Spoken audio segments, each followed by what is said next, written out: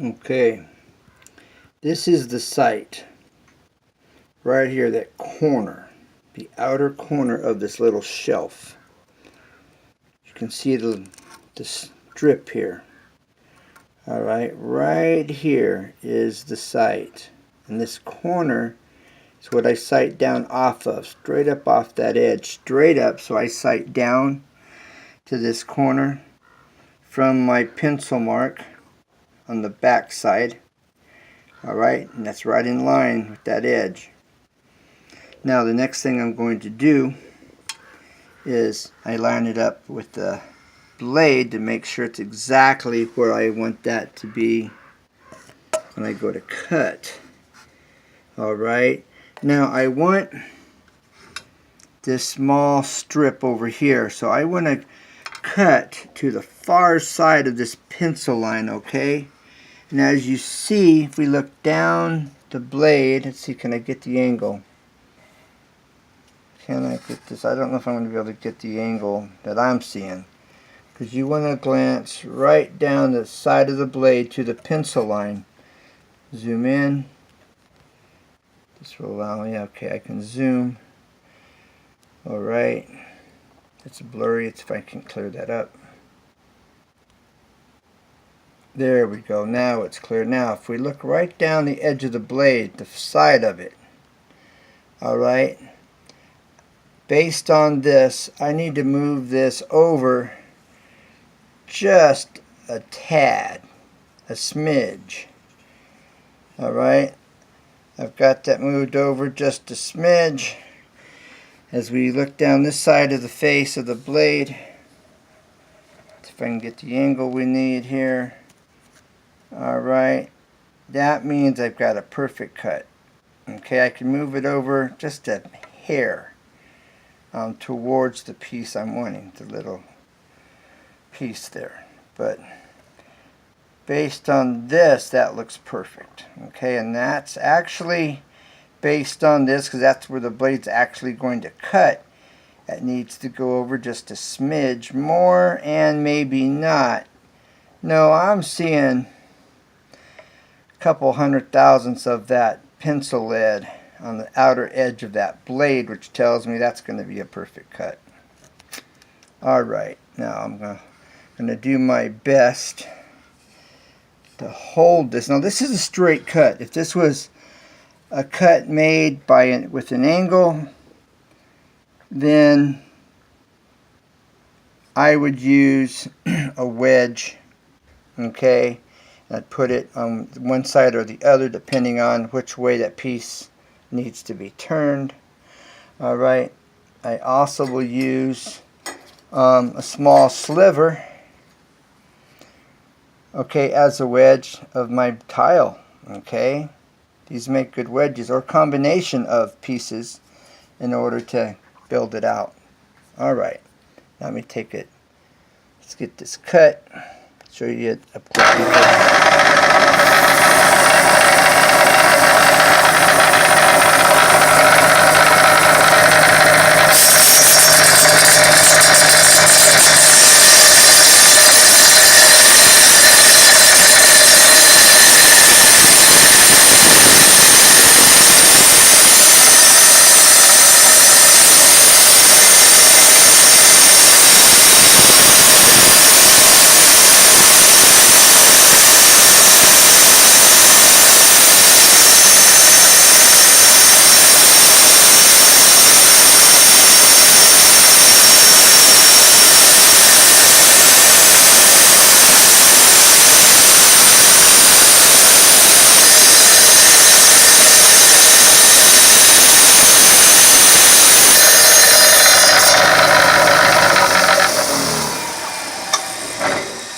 Now the other thing that I do when I cut this, I've mentioned this in other videos, and that is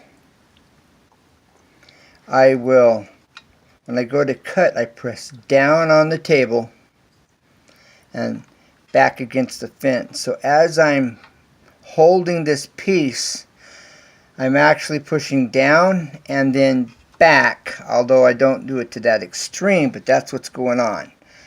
Down and back, backward, okay?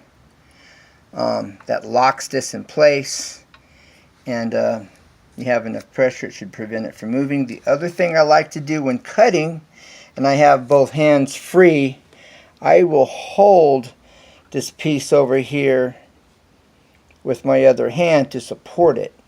Now you saw how slow I cut this. This is a piece I'm wanting. Okay, and we have a nice clean edge. If the edge wasn't clean, like you saw in the last video, I will bring my tile back. I will line it up with the blade, and then the uncut portion here usually ends up in this shortness area right here, right before it finishes the cut. Okay, so I will line the blade up and put the uncut portion above the blade. Okay, and then I will firmly push into the blade, keeping it at that angle, and then pulling it back slow to cut off the uncut portion that's generally left back here if it's going to happen. Okay, and that's how I do that. All right, so can I turn this camera around? It doesn't look like it. All right, so we're going to go, and after I get these pieces, I've got 3 pieces to cut, and we will do a look at the shampoo shelf. These are the last pieces I need to fit, and then it will be all about thin setting them down and getting that in place. Then I can start on my floor, which is going to be really nice. It's a River Rock floor in that shower, which is just going to give it the it's going to make a statement. It's going to really add a lot of character to that shower. I look forward to it. All right, so stay tuned.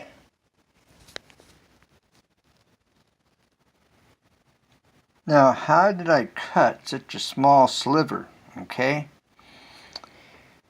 off of that? I want you to know that these saw blades,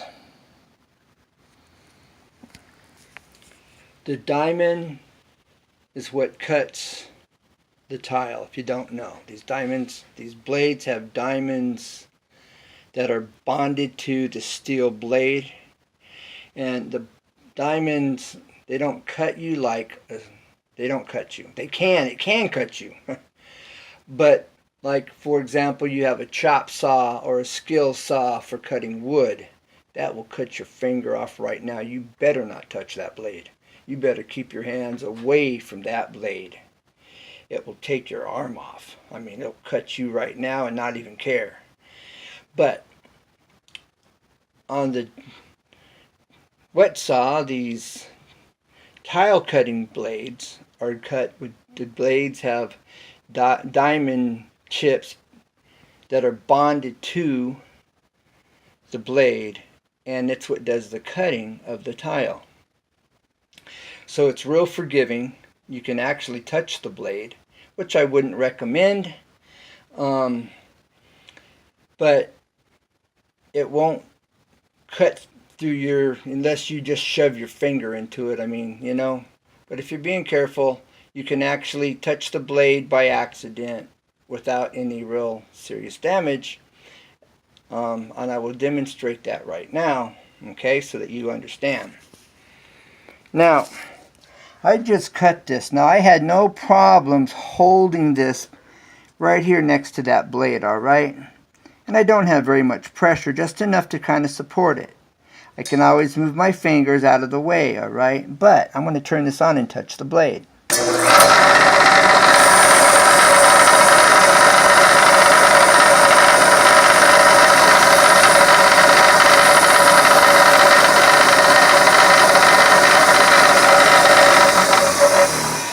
Now, I did that to show you I would never, ever, ever, ever do that with the wood blade.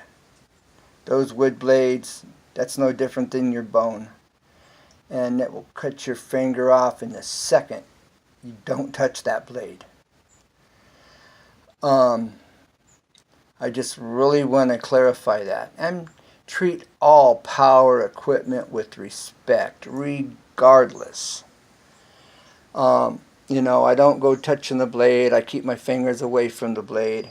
But if I have to make a cut on my tile and my fingers are uncomfortably close, like they are when you're cutting that piece, for those of you that don't know, I just want you to know if your finger bumps against the blade, no worries. You know, don't freak out. That's why I showed you I could touch the blade.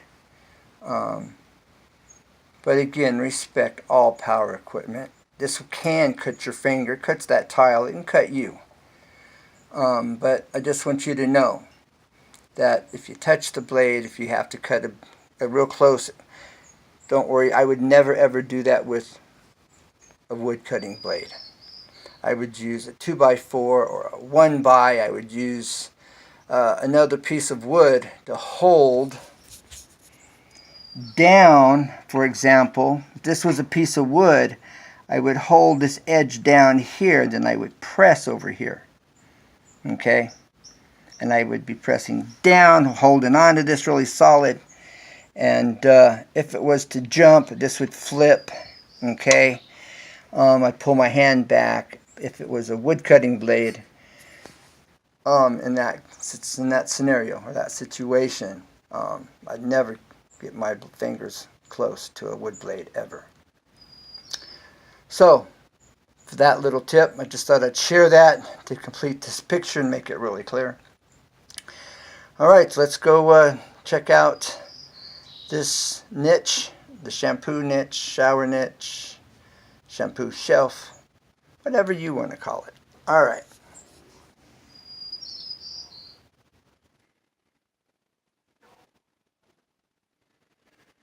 Okay, I needed to make a piece for this section right here.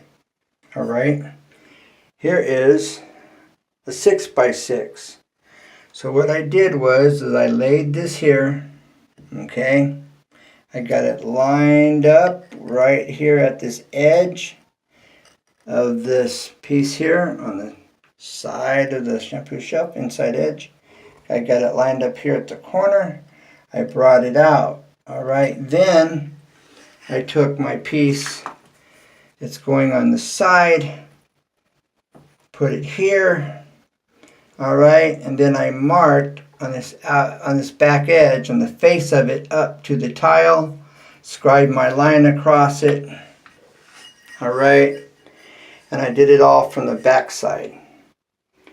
And then I just transferred these marks over to the face. So now I'm going to cut out this piece up here in the corner, and that will fit in this like a glove. And if I didn't show you how I got this piece, you'd be going, how'd you do that? Or you'd just think I already had a piece I bought that I used from these 2x2s. So remember, you can take your tile and you can create whatever design you want within your piece of tile. For example, I could lay this out, alright, and I could cut this piece, and then I could cut this rectangle piece out. Then I could create and make another rectangle piece here, okay? And then I can leave this just a square here that I'd have left over, and I could have this really cool design that I've created. And that's just things I've just started to consider and think about at this juncture of my learning curve as I'm going through this shower. And you can do that with any tile. The bigger the tile, the more designs you can create for yourself. Because see, this pencil line would represent a grout line. This pencil line would represent a grout line, okay? And then if I came along here and I had a piece, alright, and I created this rectangle piece along the side here, for example, right? I cut that out. I would have a square left over here, alright? Which would be a pretty cool design that I could make with this one piece of tile. And so just trying to expand your horizons, give you other options to think about doing. So when you look at a piece of tile, you know, what designs are you seeing that you could just draw a straight line, you know, make it short, make a rectangle longer, create a square, create a triangle, polygon, hexagon, sky's the limits. But to keep it simple, just, you know, make squares and rectangles, and you can create a pretty cool design. I hope you were able to see what I'm showing you there. Not everybody can, but there will be many people that will go, wow, I haven't seen that. I've just seen it. That's great. I'm going to have to try this. So that's why I'm showing you this. For those of you that haven't thought about it, and you know, you're trying to find tile and designs that are pre-made, make it yourself. Just create, you know, make your own lines, cut your lines. Your lines become grout joints in your tile. And depending on whether you want your grout to blend, like this tile grout, okay, that blends really well. You could have any color you want where it stands out, so your grout lines will stand out and the design will stand out, you know. Just trying to expand people's thinking that normally don't do this kind of a thing, and get you stirred up for your own projects. Alright, well, I believe the next thing I'm going to show you is when this shower shampoo shelf is complete, because it looks sloppy and messy right now. But when I get through, you're going to go, wow, that looks really nice. And so, again, I'm trying to give you as much detail and information as possible. So on that note, if you haven't subscribed, subscribe. If you think this video is good enough to share, share it. I really appreciate it. I look forward to getting to know you. So leave a comment, please. I get back to all my comments, except for on some very rare occasions. I'm unable or just so busy I'm jammed. But nonetheless, I get back to you. Leave me a comment. Look forward to hearing from you. And for those of you that are in my community, I appreciate you showing support. It means a lot. So remember, ABK42 does not web designs, but he does headers for your YouTube channel or web page or things of that nature. So if you want a header or want something done on your website, hit up BK42 here on YouTube. And let him know I sent you. That way he knows where that's coming from. That's the only reason. Alright, I'd appreciate it. So take care. Bye for now. God bless. And never give up, because there's always a way. Bye for now. Bye.